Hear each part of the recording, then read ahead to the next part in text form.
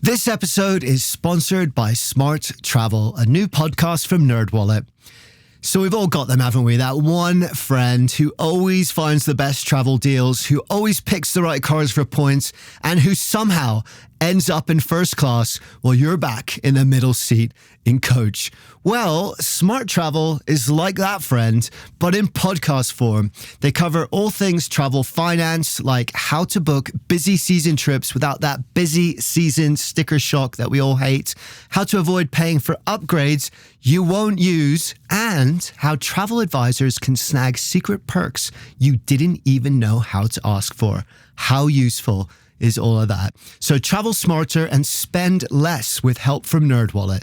Follow Smart Travel wherever you get your podcasts. Armchair Explorer is a part of the Voyescape podcast network.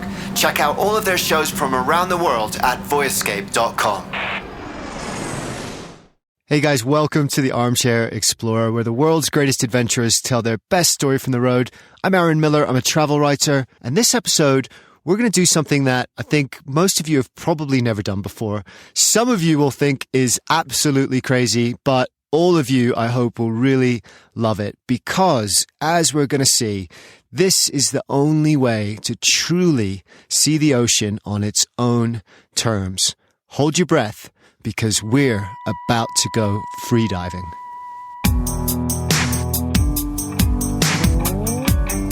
And actually, it's cooler than that because we're going to learn to free dive. We're going to follow in the footsteps or fin steps of Kellon Spencer, who's one of my favorite adventure photographers and filmmakers. He shoots amazing imagery.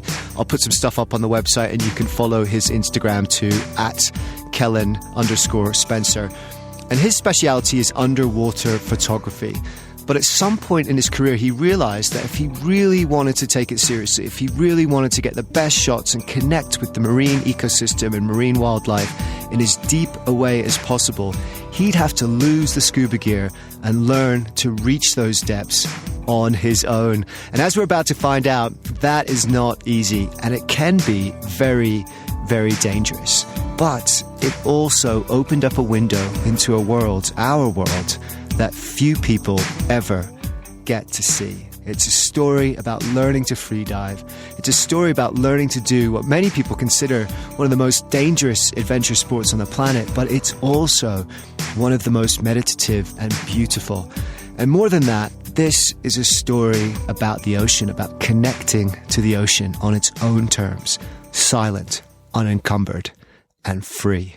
But first, and super quickly, thank you so much to every single one of you who's listening and enjoying the show. It means the world to me. And if this is your first time, welcome. It's great to have you here. We're going to get on well, I'm sure. The show is free, but there's a lot of work that goes into it. And one of the ways that you can help support that is by helping to spread the word. Leave a review, subscribe, tell a fellow adventurer, a fellow traveler.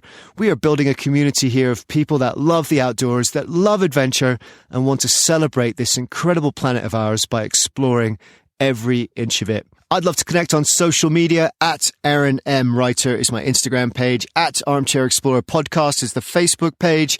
I'd love to connect with you guys there. I post lots of fun, interactive travel content, some of my writing, photography, and other stuff like that. Please also sign up to the newsletter. I put out once a month my curated lists of the best podcast episodes to listen to that month in the field of adventure and travel, the best adventure travel trips to come up and dream about and book, and more general inspiration to get exploration into your life. It's free, it's fun, and I hope it's useful too. Finally, remember that you can book trips inspired by the shows on each of the individual episodes page of the website. These are the trips that either me or the guests have personally recommended. Just click that link. It'll take you to the tour operator or the booking platform. It won't cost you anything extra, but it will help you support the show. So thank you for that. But first and for now, forget about that because I want you to close your eyes and for just a second, picture what it feels like to be underwater, because we are about to learn to do one of the craziest things on the planet. We're about to go freediving. The weightlessness is what most people, really kind of hone in on being underwater for the first time. You're just floating in space. It's the closest to, going up in zero gravity as you could possibly do. We only move on 2 planes on land, right?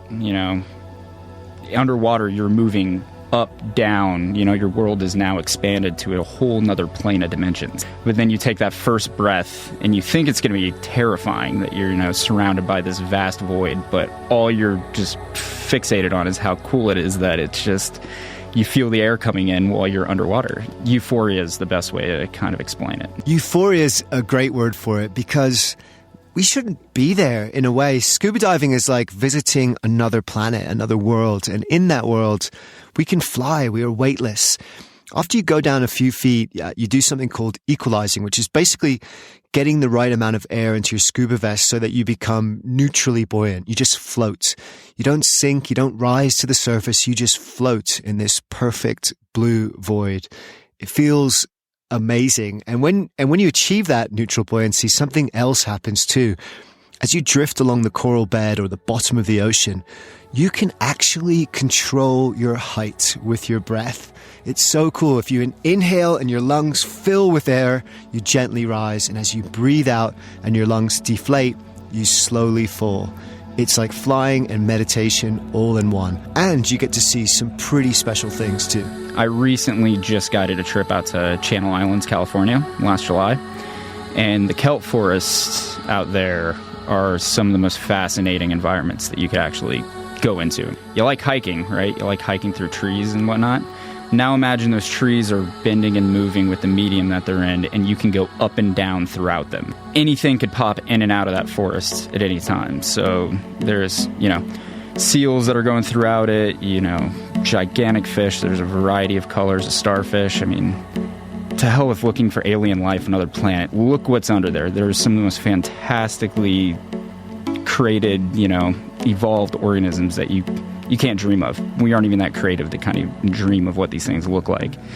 So that's the real fascination to me, is just every time you're going to pop under, what are you going to find? It's a big reminder that you haven't actually seen the planet until you've been underwater. There's 70% water, so you actually haven't seen it until you've gone under there and explored it yourself. We know more about the surface of Mars than we do the deepest parts of our own ocean. We have more detailed maps of the moon than we do the seabed. There are literally thousands of species still undiscovered, millions of miles uncharted and unexplored. So Kellon's right. It is probably the last true frontier of exploration on this planet. And that mystery, that alien world, called to Kellon.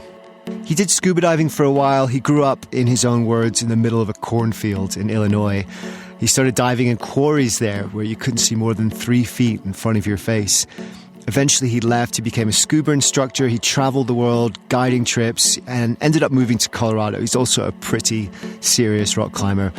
And all the while, he was getting more and more into photography, particularly ocean photography. And that's where freediving comes in. If you look up some of the best underwater photographers, their best interactions with animals are all in breath hold, right? You're not on scuba, so you're not making noise. You're not making that huge, loud Darth Vader regulator noise underwater. So this basically allows you to get much, much closer to animals without scaring them away. And that was always the draw for me. There's a couple draws for people, and that's like competition diving, deep diving, breath holds, the health benefits of it, stuff like that. But for me, it was always getting me closer to wildlife. So we're going to get into a few of those draws because it's really interesting and there's some great stories to go with that. But first, freediving, if you're not familiar with what it is already, is basically breath hold diving. Unlike scuba diving, where you're using a tank and supplemental oxygen, in freediving, you literally just have your mask, a wetsuit, some fins, and your lungs. That's it. You take a big breath, you jump in, and whatever you do, you don't let go. Sound easy? It's not. Freediving is all mental, right? It's 100% all mental. It's just getting out of your head. And I usually excel at these kind of adventure sports that I want to get into. Not the case with this. I was terrified of it. It gave me so much anxiety trying to get into it. I know it's hard on your heart. I know it's, all these different things could happen. All I've read is the horror stories. Let's get into some of those horror stories. The sport has become popularized through competitive freediving, and that's where it gets superhuman. And because you're pushing the boundaries of what is possible, potentially lethal too. The deepest man on Earth is Herbert Nietzsche. And on June 6, 2012, he dove to an absolute incredible 830 feet deep. It's a world record. That is just shy of the height of the Eiffel Tower, straight down into the depths. Or to put it another way, if he was to swim out into the middle of the English Channel, the sea that separates Great Britain from France, and dive down, he would have hit the ocean floor 200 feet before his final depth at that world record dive. He could have dove down to the bottom of 3 of the Great Lakes, Erie, Huron, and Michigan, and Loch Ness. And no doubt he could have took on Nessie too. And at that depth, he's experiencing about 25 atmospheres of pressure, or more than 350 pounds of pressure per square inch. It's like being crushed by a truck while holding your breath in the pitch black, because at that depth, no light can possibly reach you. I literally cannot imagine anything more terrifying. The biggest issue with freediving and why it's dangerous is people tend to do it alone, which is the number one rule in the sport, is you just don't do it by yourself, because there's the risk of shallow water blackout, right? People black out and shallow water coming up, and then they just kind of drift off. All of the blackouts tend to happen at the surface of the water. Almost all of them do. What's happening as you're going down is you're going through all these physiological changes, right? It's one of the most fascinating parts of freediving. It's called the mammalian dive reflex.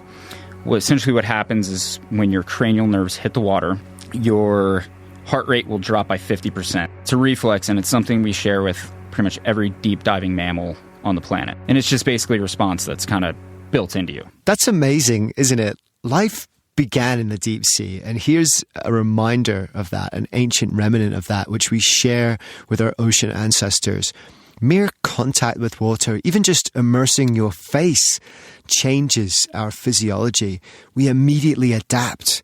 We might be land-based creatures now, we might be landlubbers now, but we come from an ocean planet, and we are part of that blue world on a fundamental physiological level. And this is proof of that. And then another thing that kind of happens is all the oxygenated blood kind of migrates out of your limbs and goes to your vital organs, including your head. So what happens is whenever you're going down under pressure, the pressure is kind of working to keep all that unoxygenated blood in place. And if you come up and you surface and you're very, very, very low and you don't do proper recovery breathings or this proper, protocol, once you hit the surface, you go through what's called a blood dump, right? You come up, all the pressure releases off of you, and all the oxygenated blood in your brain moves out quickly, and all the unoxygenated blood moves up quickly. And that either causes a loss of motor control, known as an LMC, or a blackout. It's terrifying, isn't it? Most of the risks of freediving can be mitigated by basically not being a lunatic and not doing it alone. But people are people, and people push the limits, and people die. In 2002, the world's best female diver, Audrey Mestre, she blacked out at a depth of 300 feet on the way back up from what would have been a record-breaking dive.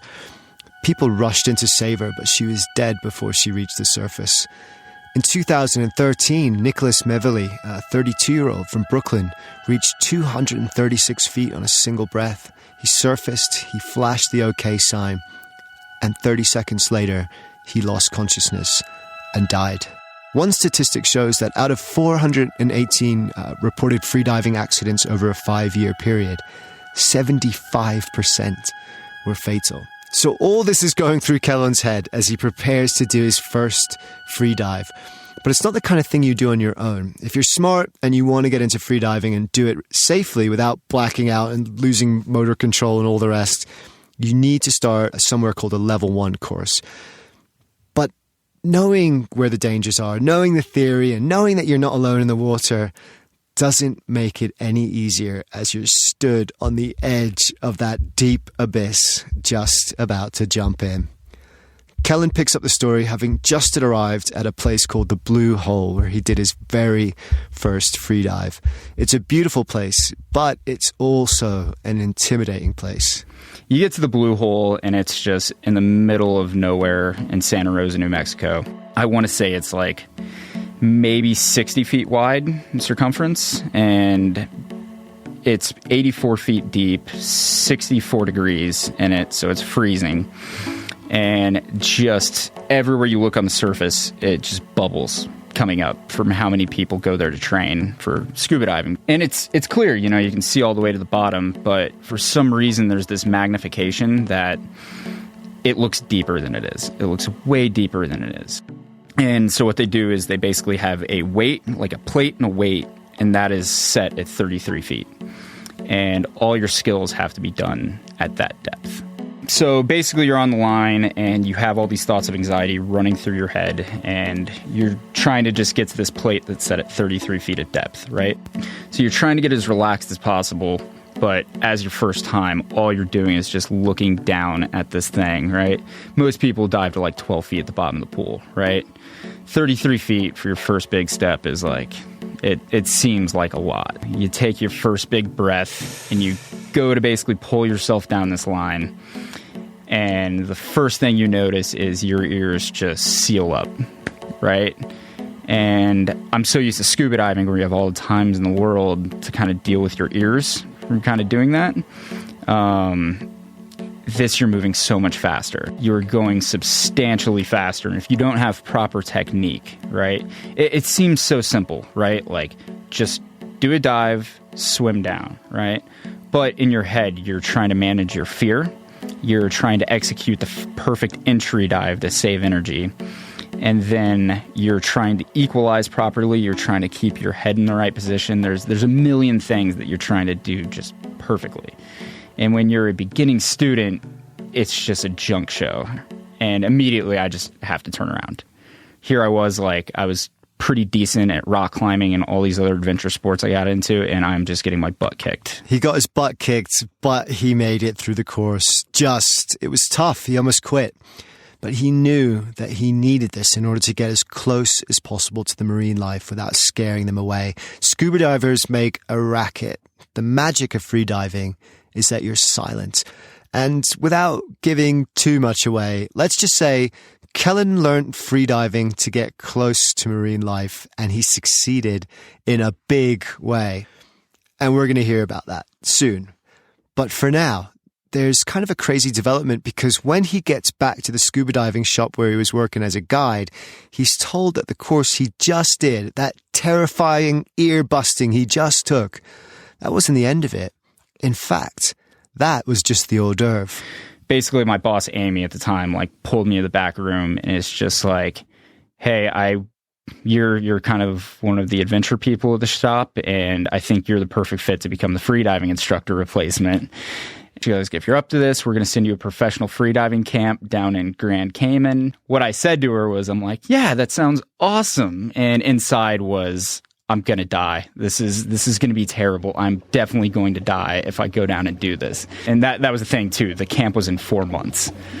And it was just like, oh, my God, what did I just do to myself? So I basically just hyperfixated on how I was not going to die in 4 months. I even had so much anxiety that I went to the doctor and got an EKG done and had my heart monitored to see if it was going to explode under pressure. You got to quit drinking alcohol. You got to quit cheese. You got to quit caffeine. I'm out. There was very little chance, to be honest, that I was ever going to attempt to free dive to 100 foot anyway.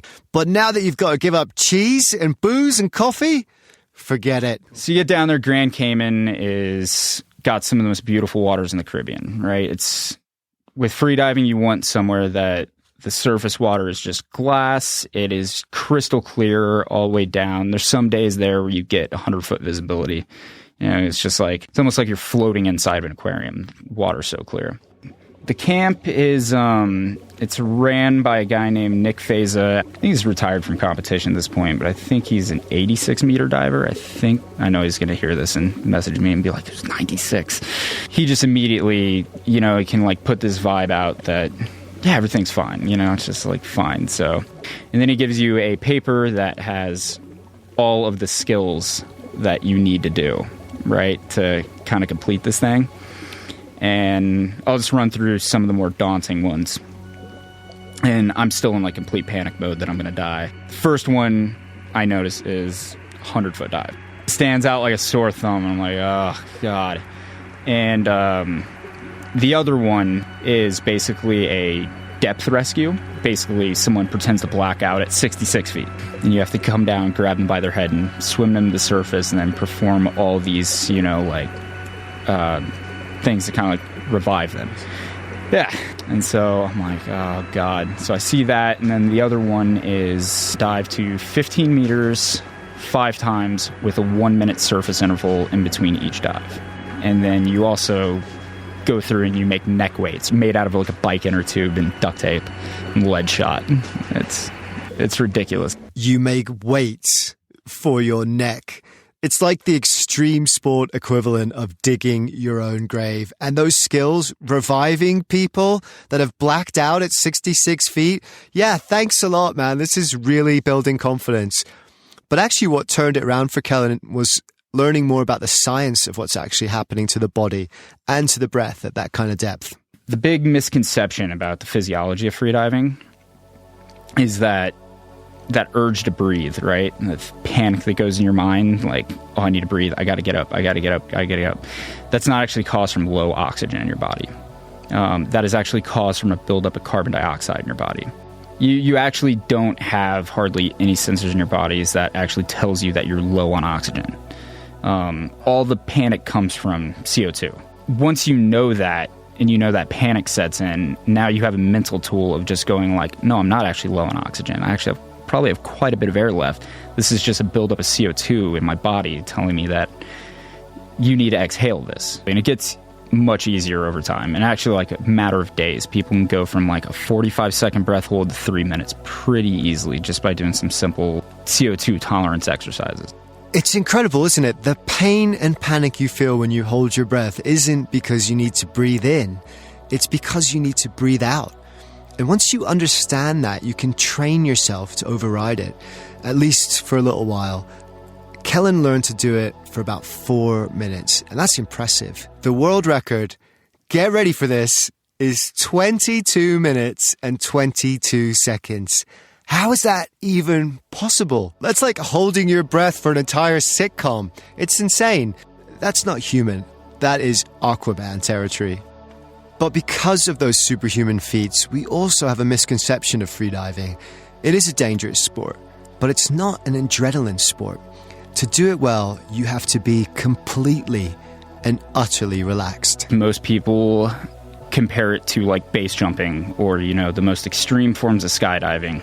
And it's not that at all. It's the complete opposite. It's actually what it's most like is probably yoga and meditative sports. It's actually a very relaxing sport. And if you do a really good dive, like there's almost zero thought to it whatsoever. And I was just kind of doing a practice dive, and I didn't know that around 20 meters you hit free fall. You become negatively buoyant and you just kind of drift down. It's one of the coolest feelings ever. I thought I was maybe at like 40 feet of depth, and then all of a sudden I just like nailed my head into the sand. And I look at my dive computer and I'm like, I'm at 75 feet. Holy crap. And I go back up, and I like brought up a rock with me that I grabbed on the bottom. I'm like, how is this even possible? Just from that day, like that clicked, and that was just all the mental confidence like I needed for the rest of the week. But he still had the big one, the 100-footer to come. And in order to get to those depths, your technique has to be perfect. And so does your mind. You want to be as aerodynamic or hydrodynamic as possible, right? You want to move as effortlessly as possible. You don't want to put a lot of energy into your movements at all, right? The more you move underwater, the more oxygen you're burning. Nick, the guy running the whole camp, says it's actually the laziest sport you'll ever do, or he would never do it himself, right? So actually the goal is to move and think as little as possible. What you're trying to do is keep your chin tucked, stay as vertical as possible, straight-legged as possible, and use as little energy getting down to 10 meters as you possibly can. Once you hit 10 meters, you're at another atmosphere, so you have a whole nother atmosphere of water on you, and now you're neutrally buoyant. So if you've weighted yourself properly, you should be able to hit 10 meters and just float without moving up or down, in the water column, right? And so at that point, I have an alarm go off of my computer that says, okay, you've hit 10 meters. So then I want to stop kicking as hard. And then from there, I hit 20. 20 is where you hit free fall from another atmosphere, and then I stop kicking altogether to basically save energy. I hit it, and then immediately it is just the coolest sensation ever, right? It is like skydiving underwater. It's probably, I've never wingsuited, but that's probably the closest feeling I would imagine what it could get, except you're like in a meditative state instead of a high adrenaline state. Your whole world is just this line zipping by you, but what's happening is your brain is going, okay, you should turn around now. You've gone deep enough. Okay, you should just turn around now. Turn around now. The second that panic starts to set in, you got to recognize it. You just kind of got to accept that it's not going to serve you in any way. Like, you're in this situation regardless whether this panic kicks in or it doesn't. So you pretty much just have to find a way to just tune it down and just have it be there as background noise. Like, don't make sense of it. It's there, but don't act on it. It's such good advice, isn't it? Beyond freediving, recognize that panic response, but don't act on it. Don't make sense of it. Don't give it power. Just tune it down. So often in our daily lives today, we are constantly in a situation of stress, a perpetual stress. That alarm bell just doesn't stop ringing. And in the same way that panic doesn't serve Kellon when he's 100 foot under the water freediving and he has to just tune it out and put it to one side, that stress doesn't serve us in our daily life anymore either. And if we could just find a way, like he does, to put it to one side, to acknowledge it, but then recognize that it's not helping us, we could take back control. You almost have access to that dial now, where you can kind of just turn everything down. That's one of the big benefits of freediving. It's just like, I kind of get myself into a situation, like in college, it was taking tests and stuff. I actually applied freediving breathing to, like, if I was like starting to like panic or anything like that. And then other sports too, like rock climbing. You get into that situation where it's just like you're so far above that last piece of protection and it gets starting to get really scary and you start panicking. Every time that happens, I basically just like shove my face against the rock and do the free diving breathing, and it's that same thing. I just turn that dial down. It all comes down to just breath work, and it's huge if you just tap into it. God, I need this with deadlines. I'll be honest with you, I've always struggled with anxiety. It's just something that I've always had to deal with, and I think many people listening will relate to that. Unfortunately, so much of our modern lives these days are geared towards making us feel stressed and anxious and overstimulated, and it can be really, really hard to escape. But I love this idea that our escape, our sanctuary, is our breath, that it's not in drugs and medicine, and it's not in external solutions, and it's not in chasing that panic and that stress and giving it more power by trying to fix it. It's in our breath. And that's a beautiful idea. But it's not an easy one to realize when you're 100 foot under the ocean and running out of air. Once you start getting near 100 feet, like 80 feet is where I really start to notice the pressure. It just kind of feels like you're getting squeezed. I actually, like on my first or second attempt on trying to hit 100 feet, I got to 95 without knowing that I was there. And then when I turned around, I looked down, the plate was right below me. So I didn't even think about putting air in my mask, right? You have these low volume masks and you actually have to put air into them to keep them from squeezing too far in your face.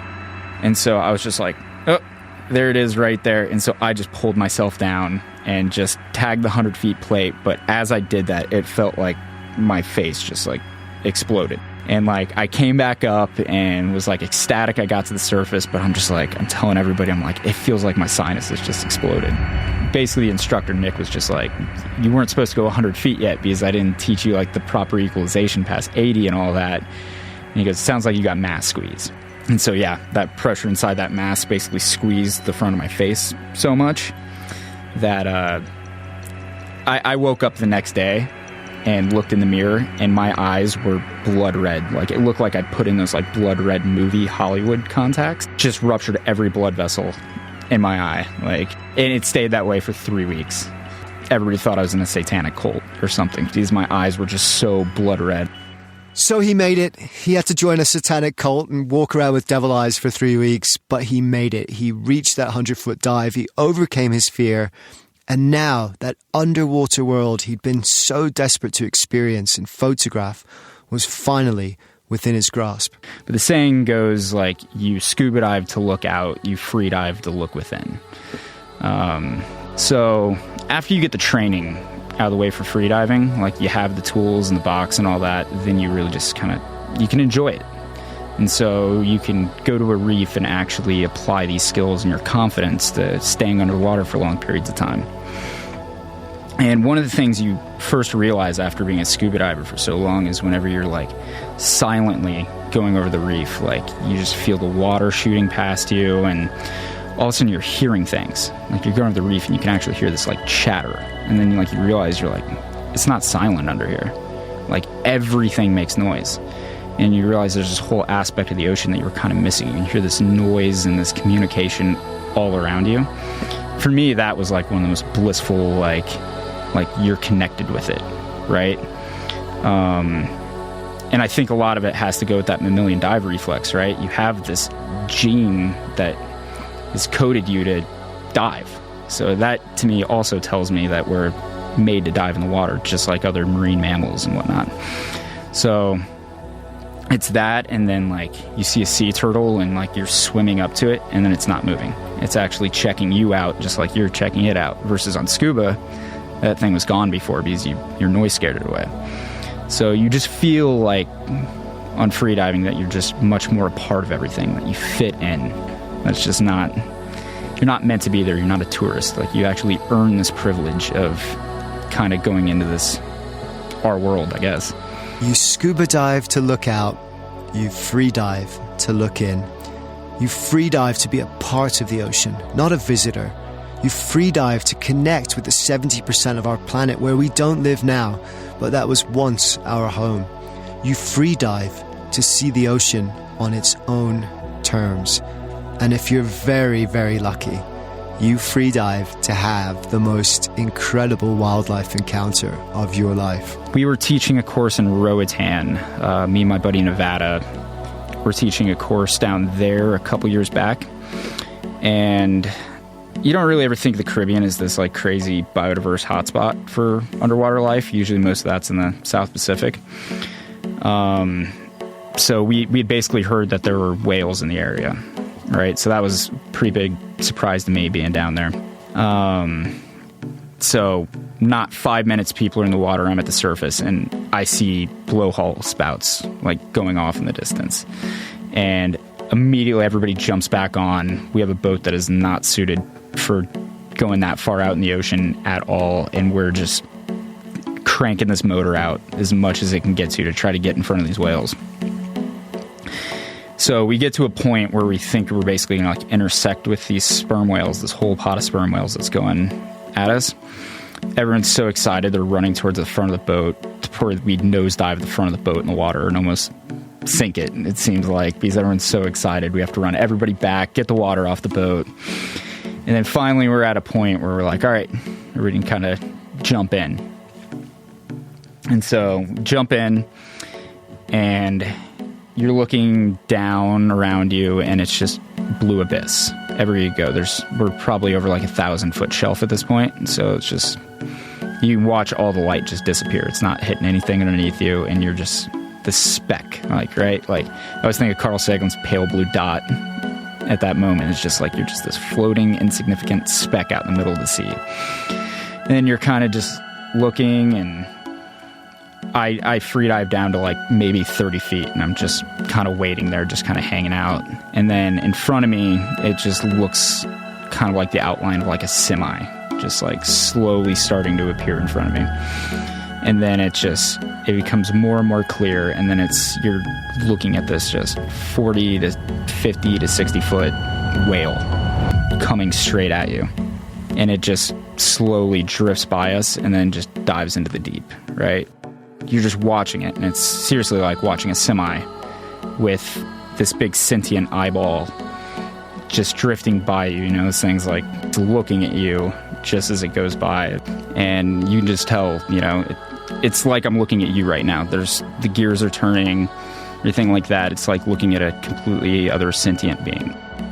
It's just astounding. Like you almost don't feel anything because you're just like, you're trying to process what you're seeing. And then you realize at that moment when you're seeing this whale that you're like, oh, there's things alive today that is just as incredible, if not more incredible than these images of dinosaurs I had as a kid. And then when you're seeing one for the first time, it all becomes real. It's those things like, you know, they're real from seeing them on film, but you can't appreciate what they are until you see them with your own eyes. That's beautifully said. Thank you, Kellon. Thank you for taking us into the ocean, into the sanctuary of our breath, and showing us another side of our world, a side that few people ever see. And like he says, we live on an ocean planet, and you haven't truly explored it until you've jumped in. You can follow Kellon and see some of the underwater photography that he has now gotten as a freediver on his Instagram page at Kellon_Spencer. That's Kellon. Or his Facebook page, which is Kellon Spencer Photography, and his website, kellonspencerphotography.com. He has some amazing imagery. I follow him. He's an amazing guy. He's awesome, inspiring. He's really into conservation and does a lot of great work in that area too. And I'm sure you guys will get on well. If you're interested in getting into freediving, you can visit the episode page on the website, armchair-explorer.com, where I'll put up details of Kellon's top recommendations and the trips he's done, as well, if you're lucky, a couple that he may be guiding himself. And as always, remember, if you are researching your next trip, I have links to all sorts of adventures inspired by our show. I only recommend companies that offer positive, sustainable travel, and by clicking those links, you help support what we do here. I'm also here anytime that you want advice or want to work on planning that next big trip, so just drop me a line. I love helping people plan adventures, and I'd love to connect more deeply with you. Finally, a huge shout out to our composer today, Alistair Nisbet. Ali's worked on a few episodes here, and he always does a great job. This one, he has really excelled himself. I absolutely love the soundtrack that you have put together for us today, Ali.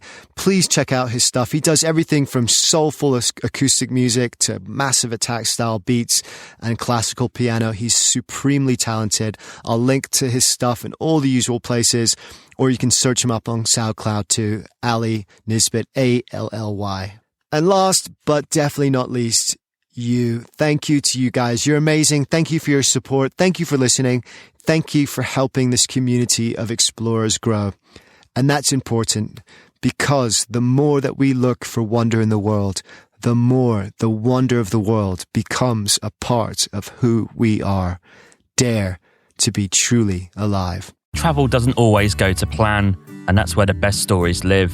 Welcome to the Winging It Travel podcast, where you don't just hear about travel, you feel it. I'm James Hammond, and I'm podcasting my own journeys from the road, sharing immersive soundscape episodes that drop you right into the moment, from busy streets to remote mountains. Along the way, I sit down with local people and fellow travellers to tell honest stories about life, culture, and chase an adventure beyond the routine. No filters, no fake perfection, just stories to tell, tips to share, and experiences to inspire. Search Winging It Travel Podcast on any podcast app, and let's wing it.